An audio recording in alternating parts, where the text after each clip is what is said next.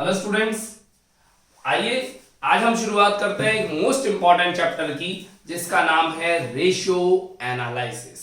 जी हाँ, अनुपात विश्लेषण, रेशियो एनालिसिस, जैसा कि आपको बोर्ड पे लिखा हुआ भी दिख रहा है। ये चैप्टर बहुत ही इंपॉर्टेंट और लॉन्ग लास्टिंग चैप्टर है। लॉन्ग लास्टिंग मतलब लंबा टाइम तक चलने वाला। जी हाँ, 12th स्टैंडर्ड में अपने स्कूल लाइफ में इस चैप्टर को देखा था। 12th स्टैंडर्ड में अकाउंट्स की सेकंड बुक में जहां रेशियो और कैश फ्लो आया करते थे, वहां पर आपने इस चैप्टर को देखा, लेकिन वहां जो देखा था उसका लेवल बड़ा लो था। उसके बाद ये लेवल बढ़ने लगता है और 12th स्टैंडर्ड में आने के बाद ये आता है बीकॉम सेकंड ईयर में, बीकॉम फाइनल ईयर में, एमकॉम में, और अगर आप एमबीए करते हैं तो एमबीए में गवर्नमेंट एग्जाम्स का कोई भी या प्राइवेट एग्जाम्स, कोई भी जॉब के लिए आप कोई भी एग्जाम देते हैं तो उसके इंटरव्यू में अगर कॉमर्स का सेक्शन है तो उसके सिलेबस में ऐसा इम्पॉसिबल है कि रेशियो एनालिसिस ना आए। यानी कंफर्म रेशियो का क्वेश्चन आता ही है। यानी ये कुछ चैप्टर साथ निभाना साथिया है टिल द एंड। जब तक आपकी पढ़ाई है, जब तक आपकी मेहनत है, तब तक ये रेशियो का चैप्टर आपका साथ निभाएगा। 100% आपकी लाइफ में कहीं ना कहीं इसका इन्वॉल्वमेंट आना ही आना है। मैं रेशियो एनालिसिस चैप्टर वैसे नहीं पढ़ाता जैसा कि स्कूल लाइफ में आपको पढ़ाया गया है। स्कूल लाइफ में कैसे करते हैं टीचर्स, सब एक फॉर्मूलाज की पूरी लिस्ट आती है। पहले दिन आए, आपको डायरेक्टली फॉर्मूला लिखाया, घर जाके फॉर्मूले याद करके आना, कल से क्वेश्चन स्टार्ट। अगले 3 दिन तक क्वेश्चन चलते रहते हैं। चौथे दिन जब आप जागते हैं तब तक क्वेश्चंस का लेवल बहुत आगे निकल चुका होता है। वो तो स्कूल लाइफ थी, बोर्ड था, तो आपने इसको कवर अप कर लिया। लेकिन जब कॉलेज लाइफ आती है तो कॉलेज लाइफ में क्योंकि प्रेशर कम रहता है, ऊपर से ऑनलाइन क्लास में तो और भी प्रेशर कम रहता है आपके ऊपर, तो आप इसको थोड़ा सा लूज ले लेते हो। स्टूडेंट्स प्लीज चैप्टर को लूज ना लें। चैप्टर का लेवल बिल्कुल डिफरेंट तरीके से लेके चलेंगे। मैं उस तरीके से लेके चलूंगा जैसा कि आपको स्कूल लाइफ में नहीं पढ़ाया गया। बिल्कुल अलग तरीके से पढ़ेंगे हम इस चैप्टर को, बिल्कुल डिफरेंट तरीके से। क्या कहना चाह रहा हूं, आइए स्टार्ट करते हैं रेशियो एनालिसिस। सबसे पहली बात, इस चैप्टर के ऊपर बहुत सारी टेंशंस है, माथाफोड़ियां है, जद्दोजहद है। कैसी और क्यों, जवाब देता हूं, सुनिएगा। बच्चों, जितने भी चैप्टर्स आते हैं उन चैप्टर्स के ऊपर अकाउंट्स में कहीं ना कोई रूल्स या रेगुलेशंस बने होते हैं। रूल्स या रेगुलेशंस मतलब नियम कायदे बने होते हैं। और रूल्स रेगुलेशंस होते हैं तो फिर एक ट्रैक भी बना होता है कि सभी को इसी रूल्स को फॉलो करना है। लेकिन रेशियो एनालिसिस एक ऐसा चैप्टर है जिसके ऊपर आज तक कोई भी अकाउंटिंग स्टैंडर्ड नहीं है। व्हाट आई एम सेइंग कि रेशियो एनालिसिस के ऊपर आज तक कोई अकाउंटिंग स्टैंडर्ड ही नहीं बना, कोई रूल्स ही नहीं बने। तो फिर क्या होता है, हर टीचर और हर राइटर, बुक का राइटर, अपने हिसाब से इस चैप्टर को मॉडिफाई कर लेता है। मींस कई बुक्स कहती हैं कि रेशियो के 40 फॉर्मूले होते हैं, कई बुक कहती है साहब 12 ही फॉर्मूले होते हैं, कई बुक कहती है साहब 120 फॉर्मूले होते हैं। ऐसा अनलिमिटेड, कोई 12 में काम खत्म कर रहा है, कोई 120 में काम खत्म कर रहा है। कितने फॉर्मूलाज, बोले कोई फॉर्मूलाज की लिमिट है ही नहीं। हर टीचर, हर बुक अपने हिसाब से फॉर्मूलाज बना लेती है, इवन फॉर्मूलाज को चेंज कर लेती है। इवन एक फॉर्मूला एक बुक में कुछ और कहता है, दूसरी बुक में कुछ और कहता है। इतना ही नहीं बच्चों, टेंशन तो तब आती है जब एक ही बुक के अंदर एक पेज पे फॉर्मूला कुछ है और अगले पेज पे फॉर्मूला कुछ है। सर क्या कह रहे हो आप, ऐसी सिचुएशन में हम क्या करेंगे? जी बच्चों, आप वो टेंशन नहीं लेनी। मैं बता रहा हूं आपको वो फॉर्मूला अप्लाई करना है जो बोर्ड पे बताया जाएगा। क्यों? क्योंकि वो बोर्ड पे वो फॉर्मूला हम फॉलो करेंगे जो कि राजस्थान यूनिवर्सिटी को एग्जाम्स में चाहिए। और एग्जाम्स भी कौन से? 20 मार्क्स वाले। हम छोटे कम मार्क्स की बात ही नहीं करते, क्योंकि एग्जाम में जो क्वेश्चन आने वाला है वो 20 मार्क्स का आने वाला है। कोई 2 मार्क्स, 4 मार्क्स, 8 मार्क्स, 12 मार्क्स से क्वेश्चन नहीं आएंगे। 20 मार्क्स के क्वेश्चन के पॉइंट ऑफ व्यू से बात करेंगे हम डायरेक्टली। तो बड़े क्वेश्चन में राजस्थान यूनिवर्सिटी को जो फॉर्मूला चाहिए वो फॉर्मूला मैं बोर्ड पे लिखूंगा। उस फॉर्मूले को एक्सप्लेन भी करेंगे, फॉर्मूला क्यों बना, कैसे बना, इस फॉर्मूला का मीनिंग क्या है, कम हो तो क्या होगा, ज्यादा हो तो क्या होगा, सारी बातें करी जाएंगी। तो स्टार्टिंग करते हैं चैप्टर के बारे में, रेशियो एनालिसिस। आप एक नया पेज लीजिएगा और लिखना शुरू करें, रेशियो एनालिसिस, अनुपात विश्लेषण। ठीक है ना? बीकॉम सेकंड ईयर के बच्चों को चैप्टर बहुत हार्ड और बहुत लेंथी लगता है, फाइनल ईयर वालों को थोड़ा सा इजी लगता है। ठीक है, चैप्टर परफॉर्मेंस इवेल्युएशन का चैप्टर है। परफॉर्मेंस इवेल्युएशन, आप अपनी परफॉर्मेंस को इवेल्युएट करेंगे। बताऊं कैसे? जिस तरह से आपके स्कूल में होती है पीटीएम, पेरेंट्स टीचर मीटिंग। जी हाँ, पेरेंट्स टीचर मीटिंग में आपकी परफॉर्मेंस इवैल्यूएशन तो होती है, और होता क्या है, एक एग्जाम हुआ, एग्जाम का जैसे रिजल्ट आया, स्कूल में रख दी पीटीएम, आपके पेरेंट्स को बुला लिया और पेरेंट्स को बुला करके वहां पे आपकी अच्छाइयों और बुराइयों का गुणगान किया जाएगा। अगर आपकी अच्छी बातें हैं तो उसके बारे में टीचर जरूर कहेंगे कि ये गेम्स में अच्छा है, ये आर्ट में अच्छा है, इसकी म्यूजिक अच्छा है, इसकी लड़ाइयाँ अच्छी हैं, इसकी पढ़ाइयाँ अच्छी हैं। और टीचर उसके बाद आपके पेरेंट्स को बताएंगे और आपके पेरेंट्स और आपके टीचर दोनों मिलकर के उस पर वर्कआउट करेंगे। कुछ अच्छाइयाँ होंगी तो उन्हें बढ़ाया जाएगा, कुछ बुराइयाँ होंगी तो उनको एलिमिनेट किया जाएगा। यही तो होता है। माइनस पॉइंट दो, इसका गेम्स में टाइम ज्यादा जाता है, इसका गेम्स का टाइम कम कर दो, म्यूजिक क्लास में टाइम बढ़ा दो, ट्यूशन क्लासेस का टाइम बढ़ा दो। ऐसे तो कुछ करते हैं हम पीटीएम के बाद। तो सेम वही चीज है यहां पर भी, आपको करना है कंपैरिजन। किसका? अपने बिजनेस का। किससे? अपने बिजनेस का कंपैरिजन बच्चों दो तरीके से हो सकता है कंपैरिजन। एक तो होता है इंटर फर्म कंपैरिजन।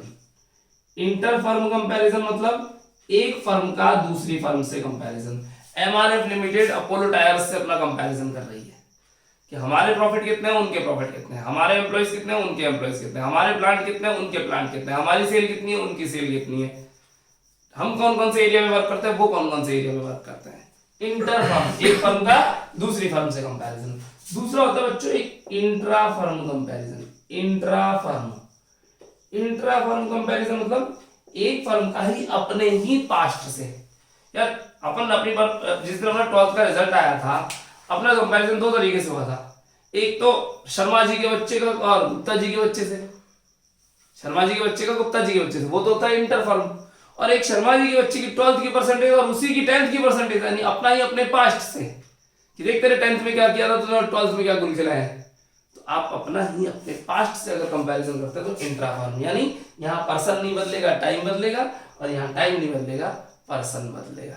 12th का ही दो अलग अलग फर्म का कंपैरिजन कर रहे हैं और यहाँ पर एक ही फर्म का 12th का और 10th का कंपैरिजन किया जा रहा है। तो कंपैरिजन करते हैं, कंपैरिजन करके मालूम करते हैं अपने प्लस और माइनस पॉइंट्स। अगर परफॉर्मेंस अच्छी हुई तो क्यों हुई, और परफॉर्मेंस बुरी हुई तो क्यों हुई। कोई अच्छी बातें आएंगी निकल करके, कुछ बुरी बातें आएंगी, प्लस पॉइंट्स को इंक्रीज किया जाएगा, माइनस पॉइंट्स को डिक्रीज किया जाएगा और फ्यूचर की प्लानिंग की जाएगी। तो अल्टीमेटली मैं बता रहा हूं रेशियो एनालिसिस का टारगेट क्या है, पेरेंट्स टीचर मीटिंग करना, आपके परफॉर्मेंस को इवेल्युएट करना, आपकी अच्छी और बुरी बातों को मालूम करना, और अच्छी और बुरी बातें मालूम करने के बाद फ्यूचर की प्लानिंग बनाना, अच्छी बातों को बढ़ाना और बुरी बातों को घटाना। क्या आप भी अपनी लाइफ में ऐसा करते हैं? बच्चों ये काम बहुत जरूरी होता है। जो स्टूडेंट्स अपनी लाइफ में अपना परफॉर्मेंस इवेल्युएशन नहीं करते हैं वो लाइफ में ग्रोथ नहीं कर सकते कभी भी। ग्रोथ करने के लिए आपको आगे बढ़ना होगा और अपनी अच्छी बातों को और इंक्रीज करना होगा, बुरी बातों को एलिमिनेट करना होगा, और ये काम बहुत जरूरी है। मैं कई बार बोलता हूं अपनी क्लासेस के लेक्चर्स में कि रोज रात को अपने आप को 15 मिनट दीजिए और 15 मिनट में देखिए आपने क्या अच्छा किया, क्या बुरा किया, और उन बुरी बातों को हटा दीजिए, अच्छी बातों को बढ़ा दीजिए। फ्यूचर के अंदर आपका काम बनता चला जाएगा। तो स्टूडेंट्स गाइडलाइन प्लीज हम कुछ इस तरीके से पढ़ेंगे इस चैप्टर को जैसा कभी आपने नहीं पढ़ा। रेशियो एनालिसिस के बारे में इतना कुछ लिख लीजिए, पीटीएम मत लिखना, और आप इतना लिख लीजिए सम। रेशियो एनालिसिस अनुपात विश्लेषण परफॉर्मेंस इवैल्यूएशन का चैप्टर है। इसके अंदर कंपैरिजन करते हैं, कंपैरिजन इंट्रा फर्म और इंटर फर्म हो सकते हैं। प्लस माइनस पॉइंट्स को मालूम करना है, प्लस पॉइंट्स को बढ़ाना है, माइनस पॉइंट्स को घटाना है, और आपको प्लानिंग करनी है फ्यूचर की। ये पूरा चैप्टर है, लिख लीजिए प्लीज इसको। चैप्टर साहब फॉर्मूला बेस्ड चैप्टर है। फॉर्मूला बेस्ड मतलब बहुत सारे फॉर्मूलाज आएंगे, फर्स्ट ले लेते हैं हम लोग, बहुत सारे फॉर्मूलाज आएंगे और फॉर्मूलाज के बेसिस पे आपको आगे की प्लानिंग करनी है, क्वेश्चंस को करना है सब, ठीक है। चलिए शुरुआत करते हैं रेशियो एनालिसिस के कुछ फॉर्मूलाज की और एरिया में चलने की एंट्री का शुरू करते हैं। बात करूं अगर चैप्टर की, तो चैप्टर बच्चों 20 मार्क्स का है और 5 स्टार रेटिंग है, यानी एग्जाम में पक्का क्वेश्चन इसके आने के चांसेस रहते हैं। बहुत ज्यादा इंपॉर्टेंट चैप्टर है और पूरे 20 मार्क्स का क्वेश्चन आता है। मैंने इसके ऊपर ऑलरेडी थोड़े से रेशियोज के यहाँ पे डेटा लिख करके रखा है, जिसके बारे में हम आइए बात करना शुरू करते हैं। बच्चों कुछ बुक्स रेशियोज को डिवाइड करती है 5 कैटेगरीज में, और कुछ बुक्स डिवाइड करती हैं 4 कैटेगरीज में।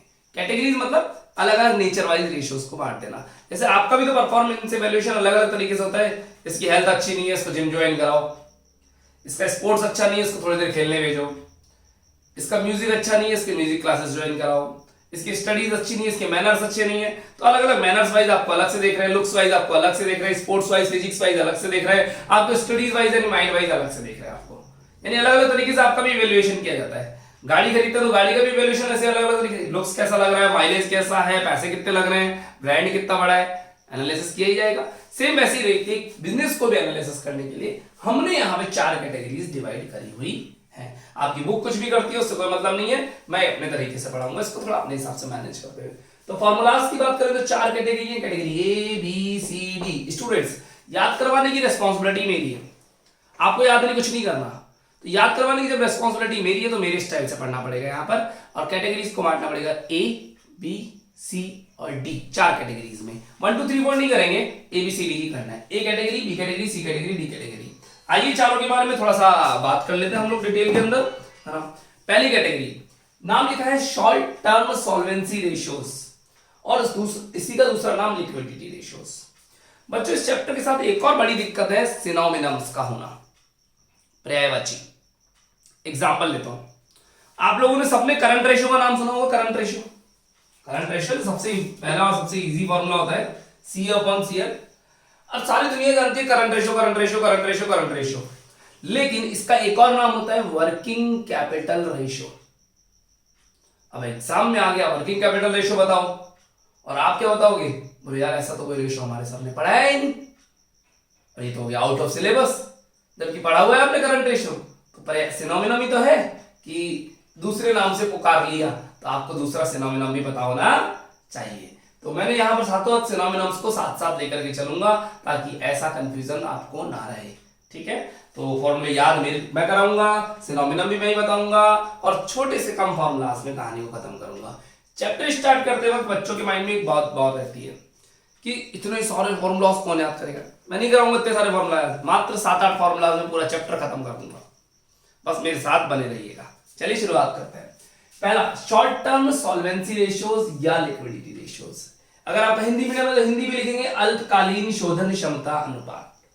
जरा समझिएगा, जरा समझिएगा बच्चों, मार्केट में बहुत ज्यादा बेइज्जती हो जाती है अगर हम टाइम से अपनी छोटी मोटी उधारियों को नहीं चुकाते। तो जरा सुनना, उधारियां 2 प्रकार की, एक तो आपने बैंक से लोन ले लिया, किसी से बड़ा पैसा उधार ले लिया, 2 लाख 4 लाख 6 लाख 10 लाख, बड़ा पैसा हो गया आपके लिए, तो है ना। तो उसको चुकाना तो एक रेस्पॉन्सिबिलिटी है ही है, लेकिन रोज के छोटे मोटे खर्चे चुकाना भी आपकी एक रेस्पॉन्सिबिलिटी होती है। लाइक स्टाफ आपके यहाँ जॉब कर रहा है, उसको टाइम से सैलरी दो। बिजली का बिल आ गया, टाइम से बिजली का बिल चुकाओ, उसमें पेनल्टियां नहीं लगवाओ। मोबाइल का रिचार्ज कराना है, रिचार्ज प्रॉपर हो, ऐसे नहीं हो कि भैया कभी पैसे रिचार्ज नहीं करवा रखा, कॉलिंग के पैसे नहीं है, ठीक है। जिससे माल लेते हो उसको टाइम से पैसे दे दो। रोज के छोटे मोटे आपके पास हजारों खर्चे आते हैं, क्या आप उनका पेमेंट टाइम से कर पाते हैं या पेमेंट ना करके अपनी बेइज्जती करवाते हैं, इंसल्ट करवाते हैं, मार्केट में गुडविल खराब करते हैं? क्या ये आपका परफॉर्मेंस इवैल्यूएशन करेगा या नहीं? सोचिएगा जरा। मैं आपको बिल्कुल कॉमन सेंस पे लेके चल रहा हूं आपको। आपके पापा जी बिजली का बिल टाइम से नहीं चुकाते, काम वाली बाई को पैसे टाइम से नहीं देते, आपके घर के बाहर वो स्वीपर आते हैं, उसका पेमेंट ड्यू चल रहा है, स्टाफ की सैलरीज ड्यू चल रही है, क्या इस तरह से मार्केट में उनकी इमेज बन पाएगी? नहीं ना। हर आदमी उनकी इंसल्ट करेगा, यार आदमी खराब है, पैसे टाइम से नहीं देता, या इसके चक्कर काटने पड़ेंगे, पैसे ऐसे नहीं देगा। और एक सब नाइस पर्सन है, पैसों के लिए कोई भान झगड़ नहीं है, जाते ही मिल जाता है तुरंत, या टाइम से पैसे आ जाते हैं। तो दोनों चीजों में बहुत डिफरेंस है। तो शॉर्ट टर्म सॉल्वेंसी रेशियो कहता है कि आप अपनी, क्या कहता है, ये बात समझना जरूरी है, क्योंकि मैंने कहा स्कूल लाइफ में ये चीज, ये बात कोई भी टीचर नहीं बताएगा आपको। शॉर्ट टर्म सॉल्वेंसी रेशियो कहता है कि आप अपनी करंट लायबिलिटीज का पेमेंट टाइम से करते हैं या नहीं, या आप छोटी मोटी पेमेंट्स में भी अपनी बेइज्जती करवाते हो। देखिए नाम में भी छुपा हुआ है शॉर्ट टर्म, छोटी छोटी। सॉल्वेंसी यानी आप अपनी इंसॉल्वेंट हो जाना, बेइज्जती करवा लेना। रेशियोज या लिक्विडिटी रेशियोज, कि आप अपने लिक्विडिटी को मेंटेन रखें, इतना पैसा आपके पास रहना चाहिए कि आपकी रोजमर्रा के खर्चे आराम से पे होते रहे। ठीक है ना, समझ पा रहे हैं? Short term solvency ratio, turnover ratios करेंगे बात डिटेल में। टर्नओवर रेशियो, टर्नओवर एक्टिविटी और एफिशिएंसी रेशियोज। टर्नओवर एक्टिविटी और एफिशिएंसी रेशियो आपकी रेगुलरिटी और बिजनेस का वर्क चेक करता है।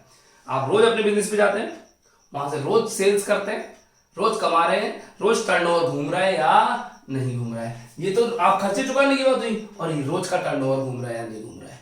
यानी अगर आप स्टूडेंट है तो रोज पढ़ाई कर रहे हैं नहीं कर रहे, अगर आप सैलरीड पर्सन है तो जॉब पे आप रेगुलर में जाते हैं नहीं जाते, अगर आपका बिजनेस है तो वहां पे रेगुलर आप जाते नहीं जाते, और आपका टर्नओवर घूम रहा है नहीं कर रहा है, यानी सेल्स होनी चाहिए रोज। अगर आपका बिजनेस 1000 रुपए डेली का है तो 1000, 800, 1200, 1800, 1200 के आसपास घूमना चाहिए, नहीं कभी 400, कभी 300, कभी 200 घूम रहा है ना। कभी आप हाफ डे लगा के आ रहे हो, कभी 4 दिन की छुट्टी मार रहे हो, ऐसा नहीं होना चाहिए। यानी it's a regularity of work आपका चेक करता है टर्नओवर रेशियो, एक्टिविटी रेशियो या एफिशिएंसी रेशियो, तीन नाम है इसके, है ना। कैपिटल स्ट्रक्चर रेशियो, आपकी बैक सपोर्ट में कितना पैसा पड़ा हुआ है ये चेक करता है, यानी कई बैक सपोर्ट में कितना पैसा पड़ा हुआ है, आप पीछे भी स्ट्रेंथ मेंटेन करते हैं नहीं करते, आपके यहाँ पे कैपिटल स्ट्रक्चर है या नहीं, किसी दिन आपको बहुत ज्यादा पैसे की जरूरत पड़ेगी तो आपके पास पूंजी है या नहीं। और प्रॉफिटेबिलिटी रेशियो आपके प्रॉफिट को चेक करता है, ठीक है ना।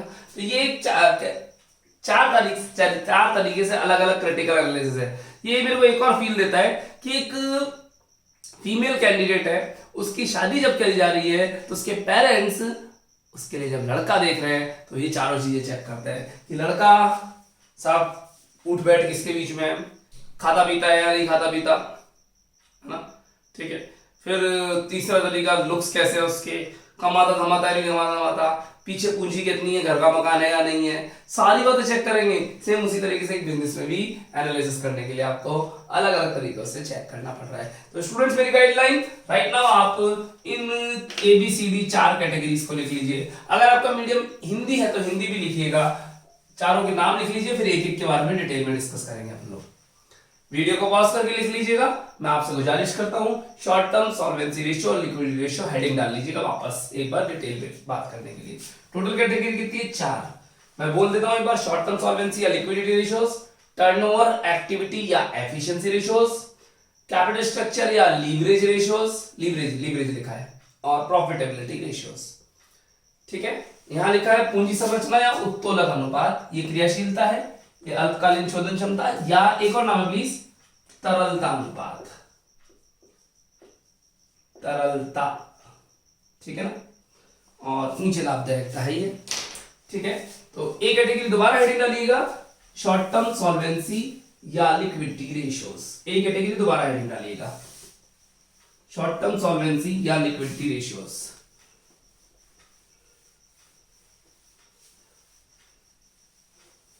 ठीक है, चलिए ए कैटेगरी में बच्चों टोटल 3 फॉर्मूलाज हैं। कितने? 3, A1, A2 और A3। A1, A2 और A3। मैं A1 फॉर्मूला लिख रहा हूं, A1, A2 और A3। इन 3 फॉर्मूलाज में से आपको 2 याद करने हैं, A1 और A2, A3 याद नहीं करना है। A1 फॉर्मूला, इसका नाम है आपका फेवरेट फॉर्मूला करंट रेशियो, इसी का दूसरा नाम working capital ratio, working capital ratio, Hindi में चालू अनुपात या कार्यशील पूंजी अनुपात, चालू अनुपात या कार्यशील पूंजी अनुपात। अगर हिंदी मीडियम में तो सॉरी इंग्लिश मीडियम में तो हिंदी नहीं लिखेंगे, इंग्लिश मीडियम वाले ओनली इंग्लिश। चालू अनुपात या कार्यशील पूंजी अनुपात, formula current ratio equals to current assets upon current liabilities. Students exam में short form not allowed, exam में शॉर्ट फॉर्म अलाउ नहीं है, आपको फुल फॉर्म ही लिखनी पड़ेगी, लेकिन हम इस चैप्टर में दबा के शॉर्ट फॉर्म्स लिखेंगे, और एग्जाम वाले दिन आपकी आदत शॉर्ट फॉर्म की पड़ जाएगी, लेकिन मैं आपकी आदत उस दिन पर्टिकुलरली चेंज करूंगा। आपके पास अलग से एक मैसेज आएगा कि please beware about the short forms और फुल फॉर्म्स। तो current ratio CA upon CL, current assets upon current liabilities. क्या होती है करंट असेट्स, क्या होती है करंट लायबिलिटीज, बात करेंगे थोड़ी देर बाद। Formula number A2 quick ratio, इसी का दूसरा नाम लिक्विड रेशियो, और इसी का तीसरा नाम acid test ratio, acid test ratio Hindi में त्वरित अनुपात, तरल अनुपात या अम्ल परख, अम्ल परख। थोड़ा इंग्लिश मीडियम वाले हिंदी से परेशान होंगे, कोई बात नहीं। अम्ल परख अनुपात, क्विक रेशियो, लिक्विड रेशियो या acid ratio. Student don't confuse, A category का नाम था लिक्विडिटी और A2 है लिक्विड। वो तरलता था, ये तरल है, थोड़ा सा डिफरेंस है ना। क्विक रेशियो का formula quick assets upon current liabilities, quick assets upon current liabilities, quick assets upon current liabilities. दोनों फॉर्मूला में सिमिलरिटी, डिनोमिनेटर में करंट लायबिलिटी है, नीचे की तरफ करंट लायबिलिटी, ऊपर जो हो तुम ही हो, ऊपर जो हो तुम ही हो। करंट रेशियो में करंट एसेट्स, क्विक रेशियो में क्विक एसेट्स। क्या होती है क्विक एसेट्स बताएंगे थोड़ी देर बाद। ए कैटेगरी में टोटल फॉर्मूला कितने हैं? 3। आपको याद कितने करने हैं? 2। कौन कौन से? A1 और A2। तो A1 और A2 पे मैंने ट्रिपल स्टार लगा दिया है। तीसरा फॉर्मूला बच्चों A3, A3 absolute liquid ratio, absolute liquid ratio, शुद्ध तरल अनुपात, शुद्ध तरल अनुपात, एब्सोल्यूट लिक्विड रेशियो, शुद्ध तरल अनुपात। नॉट इंपॉर्टेंट, बिना स्टार है, इस पे याद नहीं करना। Absolute liquid ratio formula, absolute liquid assets कौन सी होती है बताएंगे? Upon quick liabilities, current liabilities नहीं बच्चों, quick liabilities. Absolute liquid ratio, absolute liquid assets upon quick liabilities. क्या होती है क्विक लायबिलिटीज बताएंगे थोड़ी देर बाद। होल्ड, कितनी कैटेगरी टोटल फॉर्मूलाज की? 3, sorry category 4, ABCD। A category का नाम शॉर्ट टर्म सॉल्वेंसी रेशियोज, जो की बात करती है हम छोटे टाइम में अपने छोटे मोटे खर्चों का पेमेंट टाइम से कर पाएंगे या नहीं। यहाँ पे हमने कैटेगरीज में बांटा A1, A2 और A3। A1 और A2 आपको याद करनी है, A3 आपको याद नहीं करना, पहले तीनों फॉर्मूला याद करें। A1, A2 और A3 तीनों फॉर्मूला में ऊपर क्या है? जो हो तुम ही हो, करंट रेशियो में करंट एसेट्स, क्विक रेशियो में quick assets, absolute liquid ratio में एब्सोल्यूट लिक्विड एसेट्स। डिनोमिनेटर में पहले और दूसरे में तो करंट लायबिलिटी और तीसरे में क्विक लायबिलिटीज है, हमें याद नहीं करना है। ये तो हुई हमारे पास फॉर्मूलाज की लिस्ट ए कैटेगरी के। अब इसको एक्सप्लेनेशन एरिया शुरू करते हैं। राइट नाउ अभी क्या भी मैंने पूरा बोर्ड मिटाना होगा, मुझे उम्मीद करता हूं आपने मेरे बरोबर तक लिख लिया होगा। आइए शुरुआत करते हैं हल्का हल्का सा इसके बारे में समझने की। सबसे पहले टर्म करंट असेट्स।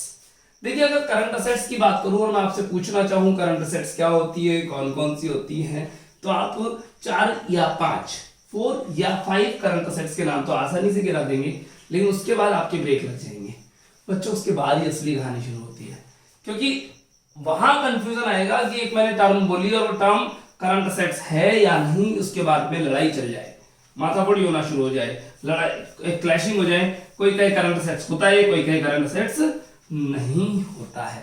तो आइए एक लिस्ट बना लेते हैं, टेंशन ही क्या है ना। आइए शुरुआत करते हैं। तो मैंने सबसे पहले एक लिस्ट बनानी शुरू करी और लिस्ट का नाम लिखा करंट असेट्स। कौन कौन सी होती है मालूम तो पड़ जाए एक बार। चलिए कुछ करंट असेट्स सबसे पहले वो लिखता हूं जो आपको पता है। सब पहले नंबर 1, 8 करंट असेट्स है बच्चों, 8। नंबर 1 सबसे important, cash in hand. Cash in hand, आपके हाथ में जो पैसा पड़ा हुआ है वो आपके पास करंट असेट्स है। कैश एट बैंक, आपके बैंक में जो पड़ा हुआ है वो भी आपकी करंट असेट्स ही है, ठीक है ना। नंबर 3 स्टॉक, जिसको आप इन्वेंट्री भी बोलते हो। नया नाम इन्वेंट्री है तो इन्वेंट्री लिखें, स्टॉक या इन्वेंट्री। नंबर 3 स्टॉक या इन्वेंट्री। नंबर 4 डेटर्स और BR, debtors and BR bills receivable, bills receivable, जिसका दूसरा नाम, नया नाम आजकल ट्रेड रिसीवेबल्स बोला जाता है। ट्रेड रिसीवेबल्स, हमको किनसे पैसे लेने हैं, ट्रेड रिसीवेबल्स। 4 हो चुके हैं, 5वां 5th। अब आपका बारी आती है। मुझे कैश आ गया, बैंक आ गया, डेटर्स आ गया यानी ट्रेड रिसीवेबल आ गए और इन्वेंट्री आ चुका है। यहाँ पर आपकी गाड़ी अटक जाएगी और इसके बाद अब आपको बताना है। चलिए मैं शुरुआत करता हूँ। 8 है, अब नहीं है याद, आपको अटक जाएगी। शॉर्ट टर्म इन्वेस्टमेंट, छोटे टाइम के लिए अगर हमने कहीं इन्वेस्ट किया हुआ है तो शॉर्ट टर्म इन्वेस्टमेंट हमारे करंट असेट्स की कैटेगरी में क्लासिफाई होंगे। 6th point, prepaid expenses. Prepaid expenses क्या होते हैं और कैसे होते हैं करंट असेट्स, बात करते हैं राइट नाउ, अभी के भी बात कर रहे हैं इसमें। देखिए बच्चों, जो जो पॉइंट्स बोर्ड पे लिखे हुए हैं उम्मीद करता हूँ ये पॉइंट्स आपको क्लैरिफाइड होंगे, आपको पता होंगे। ये पॉइंट्स आपको पता होंगे कि करंट, ये सब करंट असेट्स होते हैं और इनके मीनिंग भी क्या है। अगर नहीं पता तो राइट नाउ मुझे वीडियो को पॉज करके कॉल करिए कि सर ये पॉइंट हमें एक्सप्लेन कर दीजिए। प्रीपेड में समझा रहा हूँ आपको, प्रीपेड में समझा रहा हूँ। सुपर के अगर किसी पॉइंट में आपको कंफ्यूजन है तो आप मुझे खुद बोलेंगे कि सर हमें ये पॉइंट क्लियर कर दीजिए, मैं कर देता हूँ, है ना। प्रीपेड, प्रीपेड का मीनिंग आप अच्छे से समझते हैं। पेमेंट इन एडवांस, सामने वाले को पैसा पहले दे दो। अब ये करंट असेट्स कैसे है, चलिए समझाते हैं। असेट क्या होती है बच्चों, जहां पर हमारा अधिकार क्रिएट हो जाए, राइट क्रिएट हो जाए, वो हमारी असेट है। अगर ये मोबाइल मेरी असेट है, कैसे, इस मोबाइल में मेरा अधिकार है, ठीक है ना, मेरा खुद का राइट क्रिएट होता है तो ये मेरी असेट हो गया, ठीक है। प्रीपेड पैसा एडवांस में दे दें, ठीक है। तो करंट असेट कैसे होगा, करंट कब बोलते हैं किसी असेट को, जब उस पर हमारा right with in year change होता रहे, यानी 1 साल में उसकी वैल्यू चेंज होती रहे। चलिए बताते हैं, थोड़ा सा एग्जाम्पल लेते हैं। रेलवे का रिजर्वेशन कराते हो, रेलवे का रिजर्वेशन कितने टाइम का होता है मैक्सिमम, 3 महीना 4 महीना, ये रूल्स होता है। कभी 3 महीने के रूल्स है, कभी 4 महीने के रूल्स हैं, यानी हम 3 महीने से आगे का रेलवे का रिजर्वेशन नहीं करा सकते। मैं चाहूं कि साल भर आगे का रेलवे का रिजर्वेशन करा लूं, नहीं करा सकता। क्या करना होता है, पहले पैसे देने पड़ते हैं और उसमें आपकी एक सीट बुक हो जाती है। कौन सी सीट बुक हो जाती है, एक पर्टिकुलर ट्रेन की, पर्टिकुलर बोगी की, पर्टिकुलर सीट पर, पर्टिकुलर डे पर, पर्टिकुलर स्टेशन से पर्टिकुलर स्टेशन तक आपका राइट क्रिएट हो जाता है ना। यानी आपका अधिकार क्रिएट हो गया और वो कितने टाइम का है, अगले 3 महीने के अंदर अंदर कोई सी भी डेट चूज कर लीजिए आप, ठीक है ना। अगर आप जिस दिन गए ट्रेन पर और वहां पर कोई आपको सोता हुआ मिला तो उसको उठाना आता है, क्यों, क्योंकि आप करंट असेट है, वहां पे आपने पेमेंट एडवांस में कर रखा है। सेम मूवी के थिएटर में भी होता है, जब आप मूवी देखने जाते हैं एडवांस बुकिंग होती है। मूवी की एडवांस बुकिंग कितने दिन की हो सकती है, ज्यादा 5-6 दिन की, इससे ज्यादा की एडवांस बुकिंग थिएटर वाले नहीं करते, तो विद इन ईयर है। जी हाँ, और आपकी सीट पर आपको पर्टिकुलर कोई बैठा हुआ मिला तो आप उसको उठा देंगे। क्या अपना परमानेंट राइट है क्या वहां पे, नहीं, 3 घंटे के लिए मैक्सिमम, तो 3 घंटे के लिए सीट पर आपका अधिकार है। 1 साल से कम का पीरियड है, प्रीपेड पेमेंट कर रखा है, आपकी असेट क्रिएट हो गई। सेम ट्यूशन फीस के अंदर भी होता है, 1 साल से ज्यादा की ट्यूशन फीस हम एडवांस में लेते नहीं है, और वो फीस जो हम लोग लेते हैं उस पर आपका अधिकार है, आपकी क्लास लेने का राइट आपके पास है। जहां आपने पेमेंट एडवांस में कर दिया वहां आपकी एक करंट असेट क्रिएट हो जाती है। 7 पॉइंट, अक्रूड इनकम।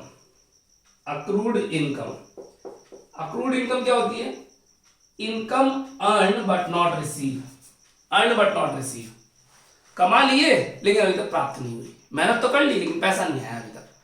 मान लीजिए मैं कॉलेज में पढ़ाता हूँ और कॉलेज में 1 महीना पढ़ाने के बाद मेरा मन खत्म हो गया, मैं नहीं पढ़ाना चाह रहा, वहां से सैलरी लेने के लिए मैं वहां के सैलरी मैनेजमेंट के आगे गिड़गिड़ाऊंगा या हक से मांगूंगा, हक से मांगूंगा साहब, क्यों, हमने मेहनत कर ली है। और जहां हक आ जाता है, राइट आ जाता है, वहां करंट असेट क्रिएट हो जाती है। Point number 8, marketable securities. Marketable securities, marketable securities क्या होती है बच्चों, वो सारी सिक्योरिटीज, वो सारी चीजें जो कि मार्केट में कैश की जगह चलती हैं। मैं आपको शॉर्ट में बोलूं, एटीएम और पेटीएम, एटीएम और पेटीएम, यानी मार्केट में कैश की जगह चलने वाली प्लास्टिक मनी और डिजिटल मनी सारी मार्केटेबल सिक्योरिटीज में कवर अप होती है। यानी आपके मोबाइल पड़ा हुआ, फोन पे, गूगल पे का बैलेंस जो होता है कैश, वो कैश में तो नहीं होता लेकिन डिजिटल फॉर्मेट में होता है, वो आपके लिए मार्केटेबल सिक्योरिटीज है, मार्केट में आराम से चलती है। प्लास्टिक मनी जितनी पड़ी हो, चेक वगैरह जितने पड़े, वो सब मार्केटेबल सिक्योरिटीज है। इसके अलावा कई तरह के मार्केट में कई तरह की हुंडी या फिर हुंडी यानी कोई कागज के टुकड़े जहां पर पर्चियों पे सिस्टम चलता है, वो भी मार्केटेबल सिक्योरिटीज का काम करते हैं। तो आपकी नॉलेज के लिए आप सिंपल समझ सकते हैं, एटीएम और पेटीएम मार्केटेबल सिक्योरिटी का काम करते हैं। इसके अलावा कई तरह के ऐसे कार्ड आपकी जेब में होते हैं जिनमें रिचार्ज होता है, मस्ती जोन का कार्ड हो गया, है ना, गेम्स जोन्स के कार्ड्स हो गए, मेट्रो का पास हो गया, उसके अंदर पैसे डलवा देते हो ना पहले, तो कार्ड भी तो पैसे का ही काम करता है, होगी ना मार्केटेबल सिक्योरिटीज। तो ये करंट असेट्स की एक लिस्ट है, इस लिस्ट को याद नहीं करना, ये केवल फॉर्मेलिटी के लिए लिखवाई है। आइए एक लिस्ट और बनाते हैं तो फटाफट, लेट हो रहे हम लोग। करंट लायबिलिटीज, करंट लायबिलिटीज, ज्यादा टाइम वेस्ट नहीं करेंगे, फटाफट फटाफट करंट लायबिलिटीज की लिस्ट। करंट लायबिलिटीज भी कितनी होती है बच्चों? 8। नंबर 1 जो आपको पता है वो पहले लिख लेते हैं हम लोग, क्रेडिटर्स और बीपी, क्रेडिटर्स एंड बीपी, जिनका दूसरा नाम ट्रेड पेएबल भी होता है, trade payables. Number 2 bank overdraft. अब देखिए आप अटक जाओगे, है ना, 8 होती है करंट लायबिलिटीज और आपको 2 के अलावा तीसरी याद ही नहीं आएगी, बैंक ओवरड्राफ्ट। तीसरी आउटस्टैंडिंग एक्सपेंसेस, आउटस्टैंडिंग एक्सपेंसेस, बकाया हुए जिनका पेमेंट करना भी ड्यू है। Number 4 advance income, advance income, advance income कौन सी इनकम होती है? पेमेंट एडवांस में रिसीव हो गया, काम करना भी बाकी है तो लायबिलिटी है ना अपनी। Number 5 short term loan, short term loan 8 है 8। Number 6 provision for tax, provision for bad debts कर लो पहले, प्रोविजन फॉर बैड डेब्ट, बैड एंड डाउटफुल डेब्ट भी बोलते हैं इसको, प्रोविजन फॉर बैड डेब्ट। Number 7 provision for tax, provision for tax. और number 8 proposed dividend, proposed dividend. देखिए अगर आप कैश फ्लो का चैप्टर पढ़ेंगे, कैश फ्लो, है ना, तो वहां पर अलग सिस्टम चलता है करंट असेट करंट लायबिलिटीज का। रेशियो में full flash 8 current asset 8 current liabilities की पूरी लिस्ट है, जो कि मैंने बोर्ड पे बना दिया। आपको पूरी पूरी लिस्ट पता होनी चाहिए, याद कुछ भी नहीं करना है यहाँ से, बस थोड़ा सा। आइए फटाफट आगे चलते हैं, क्योंकि याद करना यहाँ पे कुछ भी नहीं है। क्वेश्चन तो हम कल की क्लास से लेंगे, एक बार फॉर्मूलाज आज की क्लास में लिख लेते हैं ताकि आपके लिए हैवी बर्डन ना रहेगा। अगली क्विक असेट्स क्या होती है? वो असेट्स जो फटाफट कैश में कन्वर्ट हो जाए, क्विक असेट्स। करंट असेट्स में से 2 चीजें हटा दीजिए, एक तो इन्वेंट्री, बिकने में टाइम लगता है, और एक प्रीपेड, किसी को पैसा एडवांस में दे दिया तो वापस लाना बहुत हार्ड है। तो करंट असेट्स में 2 चीजें हटाइए, इन्वेंट्री एंड प्रीपेड। तो क्विक असेट्स आएंगे आपके पास। एब्सोल्यूट लिक्विड असेट्स क्या होती है? एब्सोल्यूट लिक्विड असेट्स जो बिल्कुल कैश की तरह काम करे, एब्सोल्यूट लिक्विड असेट्स। क्योंकि एब्सोल्यूट लिक्विड बाद में लिखेंगे, थोड़ा कंफ्यूज परेशान करती है। पहले लिख लीजिए वर्किंग कैपिटल क्या है। Working capital CA minus CL. Current assets में से करंट लायबिलिटीज हटा दीजिए तो वर्किंग कैपिटल आ जाएगी आपके पास। क्विक लायबिलिटीज क्या होती है? करंट लायबिलिटीज में से एक आइटम हटा दीजिए, बैंक ओवरड्राफ्ट, क्विक लायबिलिटीज आ जाएगी। अब लिख लेते हैं हम एब्सोल्यूट लिक्विड असेट्स क्या है? कैश, बैंक और मार्केटेबल सिक्योरिटीज, जो बिल्कुल कैश की तरह चलती है बाजार में। कैश भी चलता है, बैंक भी चलता है, और आपकी चेक एटीएम बीटीएम भी बाजार में चलता है आजकल, बिल्कुल। और लास्ट एक लिखेंगे स्टैंडर्ड रेशियोज। ठीक है सर, बताते हैं। देखिए इस बोर्ड पे जितना भी मैटर लिखा है, करंट असेट्स की लिस्ट याद नहीं करनी, करंट लायबिलिटी की लिस्ट याद नहीं करनी, क्विक असेट्स याद करना है डबल स्टार, वर्किंग कैपिटल याद करना है double star, quick liabilities, absolute liquid asset और स्टैंडर्ड रेशियो याद नहीं करने। स्टैंडर्ड रेशियो क्या है बच्चों? हर व्यक्ति का अपना अपना स्टैंडर्ड होता है। अगर उस स्टैंडर्ड से कम परफॉर्म करते हैं तो आपकी परफॉर्मेंस को बुरा बोला जाता है, और उस स्टैंडर्ड से अच्छा परफॉर्मेंस करते हैं तो आपकी परफॉर्मेंस को अच्छा बोला जाता है। लाइक एक गर्ल थी साहब, मैं आपको एग्जांपल, मजेदार एग्जांपल है। एक गर्ल थी, टारगेट था 70%, फर्स्ट ईयर में कितना है? 70% लेकर के आनी है, और जिस दिन रिजल्ट आया तो उस दिन आ गई 68%। फूट फूट के बुरा हाल है, घर वाले परेशान हो रहे हैं, मेरे को फोन कर रहे हैं, साहब ये रोई जा रही है, इसका मूड खराब हो रहा है, 68 बनी है तो 70 था, ये तो कभी 90% से नीचे आई नहीं है। उनका साहब राजस्थान यूनिवर्सिटी है, ऐसा ही होता है, झटका लगता है, कोई दिक्कत वाली बात नहीं है। नहीं मान रहे, मैं भी ठंडे चीटे दे रहा, ठीक है रिवैल्यूएशन करा लेंगे साहब, समझ रहे ना। इतने में वो मेरे पास खड़े थे रिसेप्शन पे, इतने में सीढ़ियों से एक अंकल जी और उतरते आए, दमादम हाथ में मिठाई का डब्बा। बोले साहब मिठाई खाओ। मैंने क्या हुआ? बोले छोरा पास हो गया। मतलब उनका टारगेट था कि उनका बेटा पास हो जाए और पास होने में मिठाइयां बांट रहा और उनके 70% वालों का 68 आने में फुट फुट के आंसू आ गए। सबका अपना अपना स्टैंडर्ड है ना। तो देखिए स्टैंडर्ड रेशियो की बात करूंगा, आपको याद ही करा देता हूँ हाथों हाथ। मैंने एक लाइन खींची, 3 रेशियो पढ़े हमने, करंट रेशियो, क्विक रेशियो और एब्सोल्यूट लिक्विड रेशियो। याद करने का तरीका 2, 1 और आधा, 2, 1 और आधा, ये भी याद करने का तरीका। सर क्या है 2, 1 आधा? करंट रेशियो का स्टैंडर्ड होता है बच्चों 2:1, क्विक रेशियो का स्टैंडर्ड होता है 1:1 और एब्सोल्यूट लिक्विड रेशियो का होता है 1/2:1। सबके आगे रेशियो 1 लगाया है ना। ये स्टैंडर्ड है, अगर इससे कम आता है तो पूरे परफॉर्मेंस बोलते हैं और इससे ज्यादा आंसर आता है तो कंपनी की परफॉर्मेंस को अच्छा बोला जाएगा। तो बच्चों ए कैटेगरी के फॉर्मूलाज यहीं पर खत्म होते हैं। हम B category, C category, D category सारे फॉर्मूला लिखने के बाद, याद करने के बाद आगे बढ़ेंगे।